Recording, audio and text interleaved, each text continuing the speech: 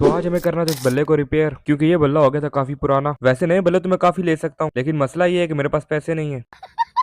तो यहाँ पे हम लोग पहुंच जाते हैं कारपेंटर की शॉप पे, और बिलाल अंकल को सारा समझा देते हैं कि कैसे काम करना है। तो यहाँ पे अंकल हमें बताते हैं कि उनके पास जो डिस्क थी वो खत्म हो चुकी है। तो फिर हम लोग निकल पड़ते हैं एक नई डिस्क लेने के लिए, और कुछ ही देर में हम लोग हार्डवेयर की शॉप पे पहुंच जाते हैं, और यहाँ से हमें ये डिस्क मिल जाती है। तो डिस्क लेके हम पहले फुर्सत में पहुंच जाते हैं दुकान पे, और यहाँ पे अंकल रेडी बैठे होते हैं, हमारा इंतजार कर रहे होते हैं। तो यहाँ पे हम लोग अंकल को डिस्क देते हैं, तो अंकल बल्ले की रगड़ाई शुरू कर देते हैं, और जैसे ही बल्ले की रगड़ाई शुरू होती है तो नीचे से बिल्कुल चीटा चीटा व्हाइट व्हाइट बल्ला निकल आता है। यहाँ बल्ला काफी मस्तियां कर रहा था, तो अंकल उसको टांगों में ले लेते हैं।